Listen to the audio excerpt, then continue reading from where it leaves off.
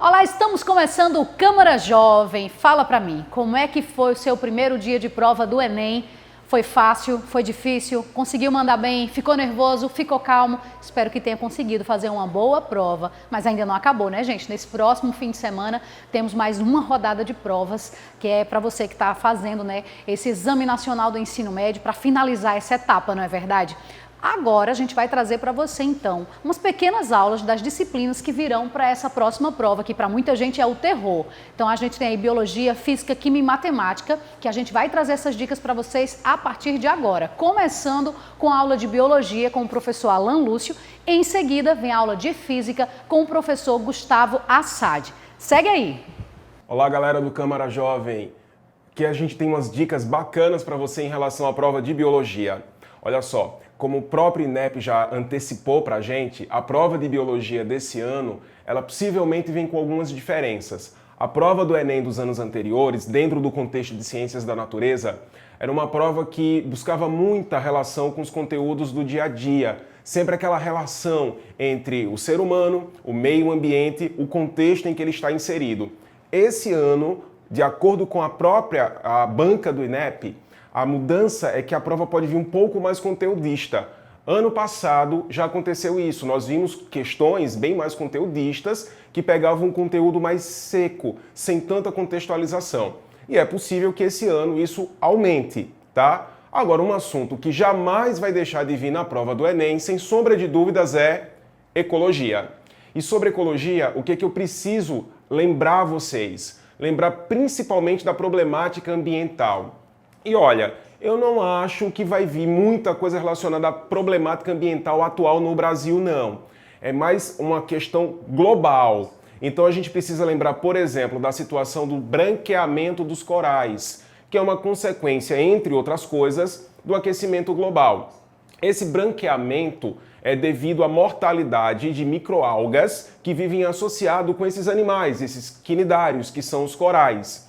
E isso é uma problemática ambiental em que sentido? A partir do momento que essas algas elas estão tendo mortalidade, a gente precisa lembrar que elas são as principais produtoras de oxigênio do mundo. Existe essa ideia de que a Amazônia é o pulmão do mundo, mas não, o pulmão do mundo é o fundo do mar. É de lá, por meio dessas algas, que vem a maior produção de oxigênio.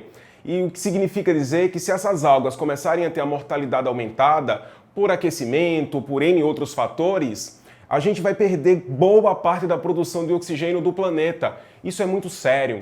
A gente tem, na verdade, um aumento da produção de gás carbônico pelo aumento da industrialização, pelo aumento das queimadas e, ao mesmo tempo, a gente está tendo uma diminuição da quantidade de algas produtoras de oxigênio. Então, isso é um desequilíbrio ambiental gravíssimo no ciclo do carbono e no ciclo do oxigênio.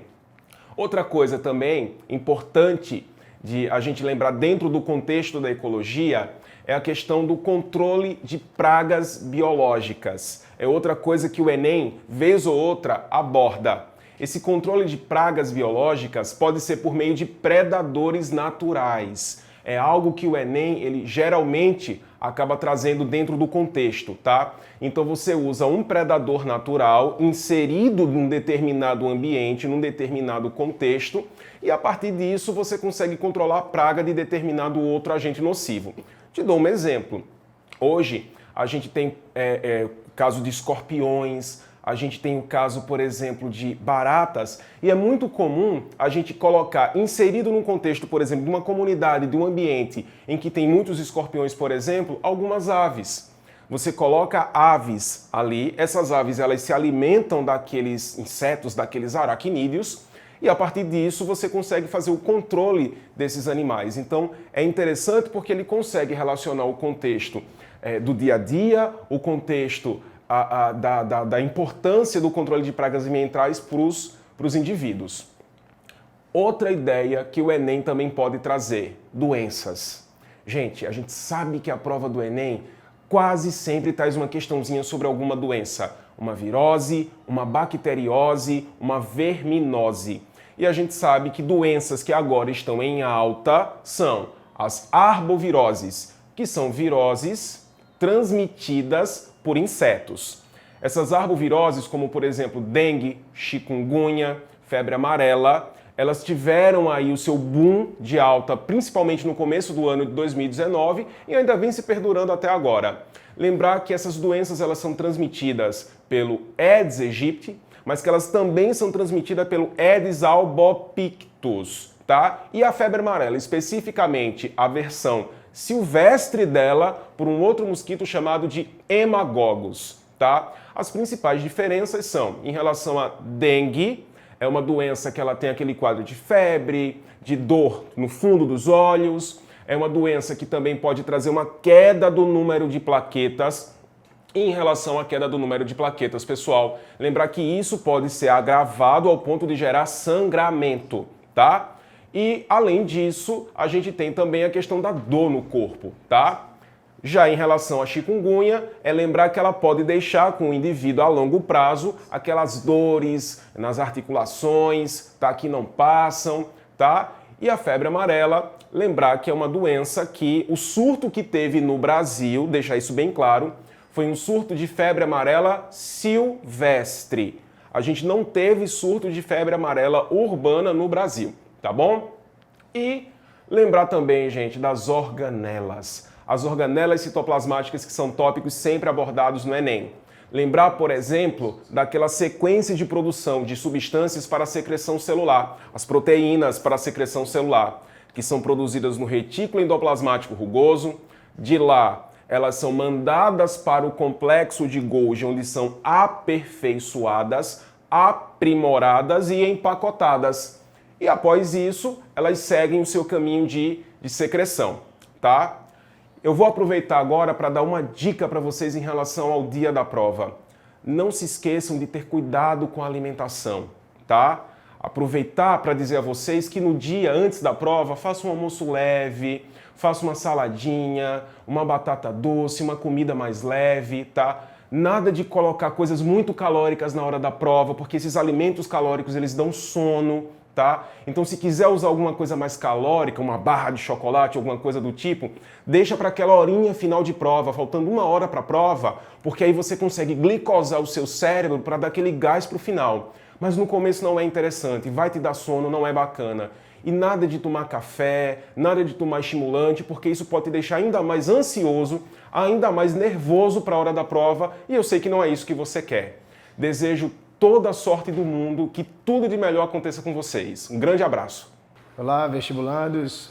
Eu sou o professor Gustavo Assad e vou dar algumas dicas e, na verdade, conversar um pouco com vocês sobre física e o que se espera sobre essa matéria na prova do Enem. Primeiramente, eu acho que não precisa se dizer, mas a tranquilidade é um fator determinante, obviamente, e todo mundo já deve, todo aluno, né, que tem se preparado corretamente para o Enem deve saber que a tranquilidade é um fator determinante em qualquer que seja a prova.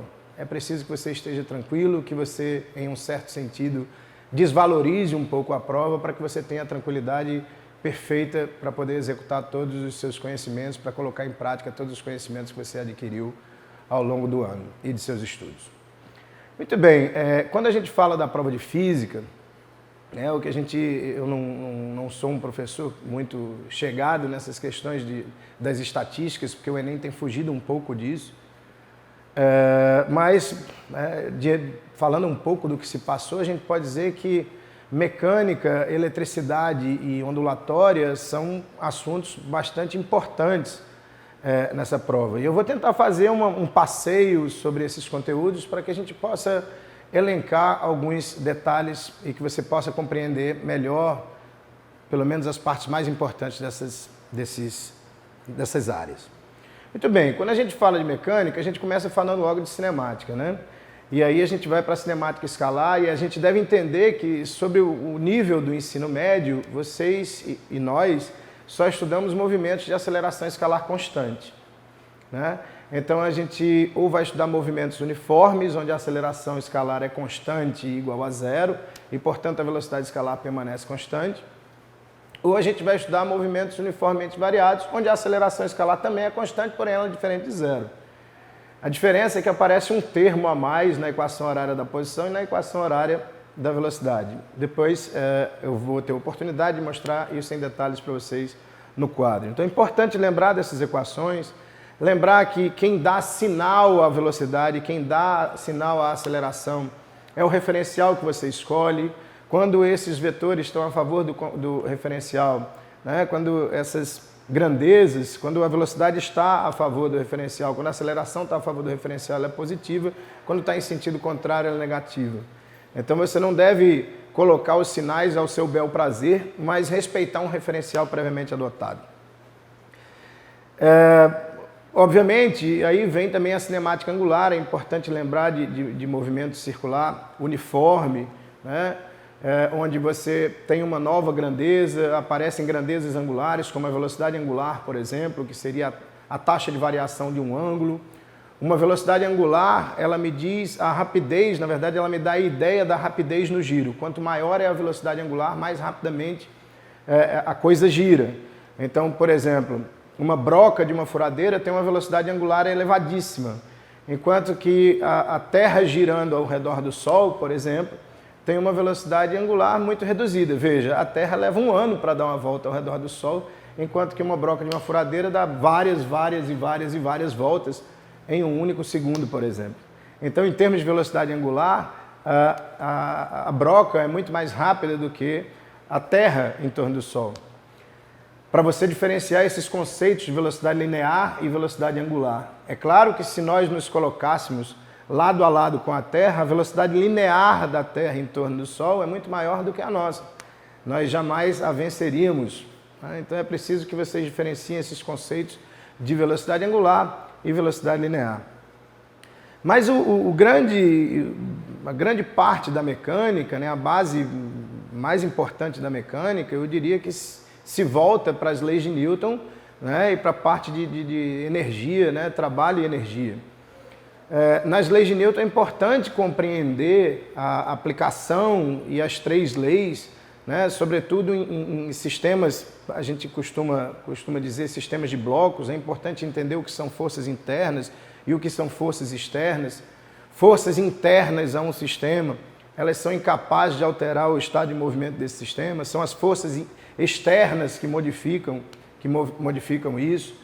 Então, entender a segunda lei de Newton e a aplicação da segunda lei de Newton é importante. Então, ainda há tempo de você revisar problemas de máquinas simples, problema envolvendo plano inclinado, blocos interligados por cabos, utilização, aplicação correta da força de atrito,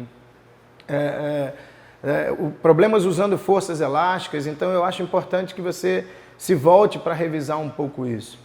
E aí isso culmina na parte de energia, né? Saber calcular o trabalho de forças, de quaisquer que sejam elas, é importante. Saber como se calcula o trabalho de uma força constante ou o trabalho de uma força variável, isso é importante para vocês. Sobretudo quando se fala de trabalhos, eu acho importante que o aluno chegue no vestibular. É impossível conceber que um aluno queira ter um bom êxito numa prova de ciências da natureza com respeito à parte de física, sem saber calcular, por exemplo, o trabalho da força-peso, o trabalho da força elástica e, por que não dizer, o trabalho da força elétrica, que ao nível, à luz do 2º grau, são as 3 forças conservativas conhecidas. Saber em que condições se conserva a energia de um sistema. Quando nós passamos para a parte de ondulatória, por exemplo, para não deixar de citá-la, é importante entender os fenômenos ondulatórios com ênfase muito forte ao fenômeno de interferência, né? Você pode ter interferências de ondas bidimensionais, e aí eu poderia elencar as ondas estacionárias, enfim. Estude interferências. Já caiu interferências em películas e o fenômeno de interferência é profundamente importante. Entender que a elerodinâmica e o estudo de circuitos é também importante, não esquecer jamais a importância da eletricidade para essa prova. Terminando a nossa fala, eu gostaria de dizer a você que a geração, por exemplo, de energia elétrica, né, e é um tema importante com energias renováveis ou não, a forma de geração de energia principal de energia elétrica se pauta na lei de Faraday. A variação de um fluxo magnético produz, então, uma força eletromotriz induzida, uma corrente induzida, e aí a geração de energia elétrica nesses sistemas é pautada na lei de Faraday-Lenz. Então, ademais, meus alunos, é impossível falar tudo nesses poucos minutos, mas eu desejo a vocês muita sorte, muita tranquilidade e que vocês vão buscar exatamente o que é de vocês, que é o lugar na universidade. E aí, curtiu a dica de biologia e também de física? Daqui a pouquinho a gente volta com mais dicas para você, só que de matemática e química. Até já! Não basta só curtir, então bora participar! A Câmara de João Pessoa investe nos canais de comunicação e cria mais espaço para a educação. Está presente nas redes sociais, na TV e na Rádio Câmara, com nova programação jornalística. Eu fiquei sabendo mais sobre a Câmara através desses canais e hoje eu tenho o prazer de ser aprendiz de vereadora. Participe e faça sua voz ser ouvida. Com você e a Câmara, João Pessoa vai avançar! Quero começar o meu discurso dizendo que, como vereador, vou priorizar a área da educação. Esse é o caminho para a construção de um futuro melhor. Queremos priorizar também a construção de mais casas populares. Afinal de contas, uma cidade só pode crescer de forma organizada quando possui o cidadão como prioridade. Vamos também Com a sua participação, os vereadores ajudam a construir um futuro melhor. Câmara Municipal de João Pessoa.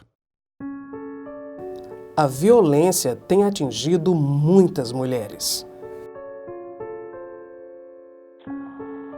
E acontece muitas vezes dentro de casa. Em 2019, o feminicídio já foi responsável por quase metade dos assassinatos de mulheres em nosso estado. Mais de 1.000 mulheres já perderam a vida nos últimos 10 anos na Paraíba, vítimas de violência. Nesse momento, em algum lugar, temos menos uma mãe, menos uma esposa, menos uma filha. Elas foram vítimas de feminicídio. Nenhuma menos. Chega! Violência contra a mulher é crime. Denuncie. Disque 123 190 ou 197.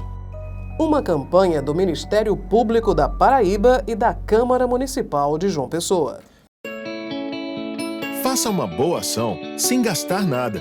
Você pode destinar ao Fundo Municipal dos Direitos da Criança e do Adolescente até 3% do valor do seu imposto de renda, deduzindo da sua declaração anual.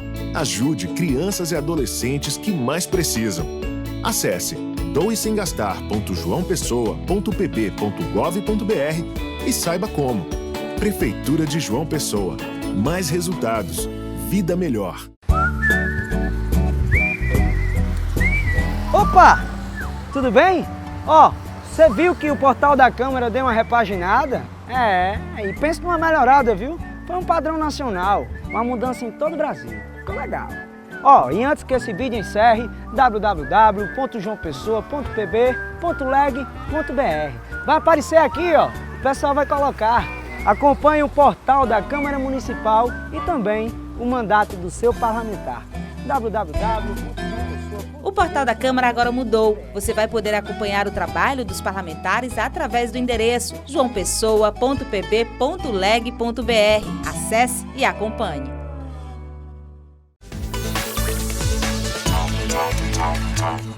Estamos de volta com o Câmara Jovem, hoje fazendo mini aulas para você que vai fazer a prova nesse próximo domingo. Curtiu da nossa aula de Física e de Biologia que a gente viu aí no primeiro bloco? Pois se prepara o caderninho porque agora vem as dicas de Matemática com o professor PC e também as dicas de Química com o professor Adalberto.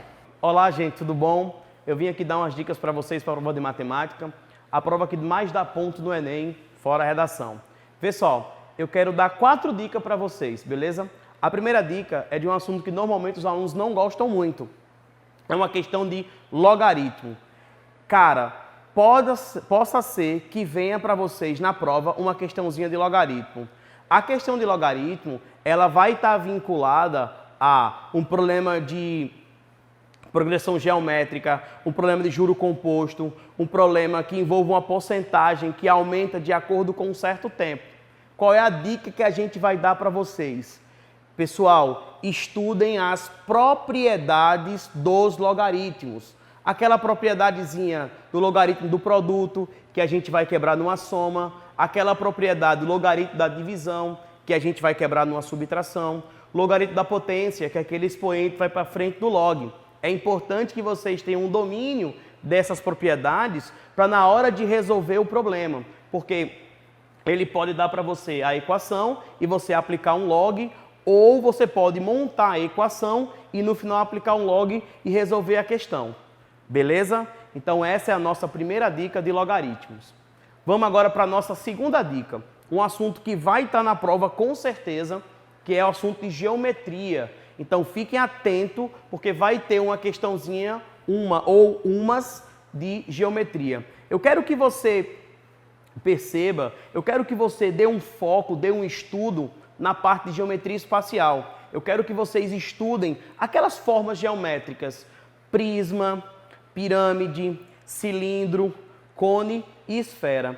A minha dica é o seguinte, você pode mapeá-las de 3 conjuntos. Você pode pegar prisma junto com cilindro, porque ambos têm 2 bases, vai ter a base de cima e a base de baixo. A característica é que essas 2 bases são iguais, né? Se for um polígono é um prisma, se for um círculo é um cilindro, e você pode trabalhar com essas 2 figuras como sendo um só. O volume das 2 se equipara em relação à sua equação, área da base vezes a altura, e as outras equações também. Área total, área lateral, área da base, beleza? O outro grupo que a gente pode mapear são os cones e as pirâmides, porque ambos possuem uma única base, né? Se for um cone, a base é um círculo, se for uma pirâmide, a base é um polígono, e os dois possuem um vértice lá em cima que vai caracterizar a pirâmide e o cone.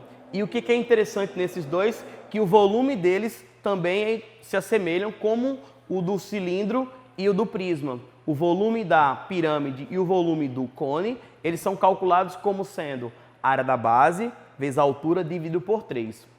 Pessoal, vamos agora falar da esfera, que é a terceira parte daquele grupo de figuras geométricas que eu falei para vocês. Esfera não tem um padrão em relação aos outros dois. Era meio que diferente mesmo. E ele pode colocar a esfera junto com algum dos outros. Ele pode fazer uma mistura. Ele pode colocar mais de uma figura para você poder resolver o problema. Então, de esfera, qual vai ser a dica? São 2 coisas que vocês podem calcular na esfera. A área da superfície da esfera ou o volume da esfera. Independente de qual dos dois você tem que calcular, vocês precisam ter no problema ou arrumar um jeito de calcular, de encontrar o valor do raio da esfera, que é a distância do centro da esfera até a sua superfície. A área, não esquece, gente, não esquece, a área é calculada como sendo 4 que multiplica π, que multiplica r ao quadrado. 4πr ao quadrado. O volume é calculado como sendo 4/3 de πr ao cubo. Não esquece, uma outra dica em relação ao π. Pessoal, não substitua o π. Não substitua. Apenas se na questão ele pedir para você substituir. Mas se não pedir para você substituir e na alternativa você vê que não tem o π, não se desespere. Possivelmente esse π ele vai ser cancelado em alguma etapa da tua equação, em alguma etapa do teu problema. Então cuidado, não se desespere em relação ao π. Só use mesmo substituir o valor se na questão ele pedir para você substituir o π e ele te der algum valor para o π. Beleza? Então essa aí foi a dica para a gente de geometria. Agora vamos para mais 2 dicas, que são as nossas 2 dicas de hoje, gente. Que é o seguinte. Tem um assunto que vai estar na prova, com certeza. É um dos assuntos que mais o Enem cobra. É uma das questões que mais aparece no Enem. E possivelmente vai ser uma questão não tão simples da tua prova, que é o assunto de probabilidade. Pessoal, vocês precisam ter muito cuidado com a questão de probabilidade. Probabilidade, a definição, o cálculo da probabilidade é muito simples. São os casos favoráveis, são os casos que te interessam, dividido por todos os casos possíveis. Mas fique atento, porque não é apenas isso. Você vai ter que ler o texto, ler a questão, estar muito preocupado com o comando, com a pergunta, para saber como tu vai calcular a tua probabilidade. Mas em termos gerais, em âmbitos gerais, o cálculo da probabilidade ele é os casos que te interessam, os casos favoráveis, dividido pelos casos totais. Casos esses que possam ser calculados através de um outro assunto vinculado à probabilidade, que é a parte de análise combinatória. que aí vai entrar a parte de permutação, a parte de combinação, a parte do princípio fundamental da contagem. Então, todos esses assuntos, eles podem ser cobrados junto com a questão de probabilidade. Então, fique atento, cuidado com a questão de probabilidade, beleza? Outro assunto, outra dica importante, essa, cara, é de extrema importância. Se tem uma questão que pode te derrubar na prova, é uma questão de estatística. Estatística, principalmente a parte de mediana. Gente, eu queria que vocês tivessem muito cuidado com a parte de mediana, que é o seguinte: a mediana é o termo do meio, é o termo central, mas só vai ser o termo do meio, só vai ser o termo central se os dados estiverem em ordem. Então, vocês precisam ordenar esses dados. Tanto faz a ordem, do maior para o menor ou do menor para o maior, a ordem não vai alterar. O importante é que esses dados estejam em ordem e o termo que ocupa a posição central, este sim vai ser a mediana. Cuidado, vou falar de novo, não esqueçam, a mediana, que vai estar na prova do dia 10 com certeza, é o termo central, é o termo que ocupa a posição média, desde que esses dados estejam em ordem, crescente ou decrescente.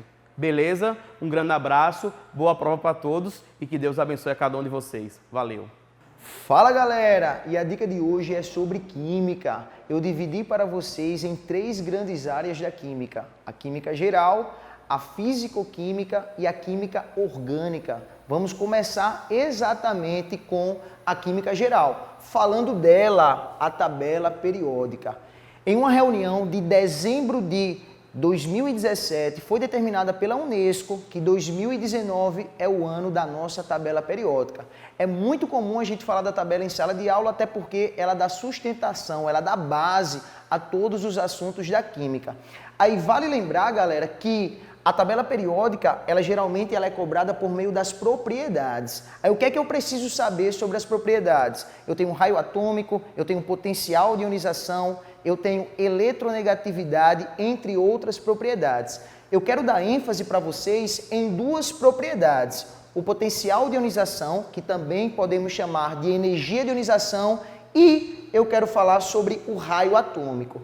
No potencial de ionização, pessoal, vale lembrar o seguinte: esse potencial, ele cresce da esquerda para a direita, de baixo para cima, tendo os gases nobres como os elementos que possuem os maiores potenciais de ionização.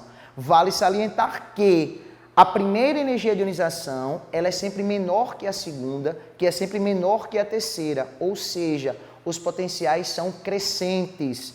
Já o raio atômico ele cresce exatamente ao contrário.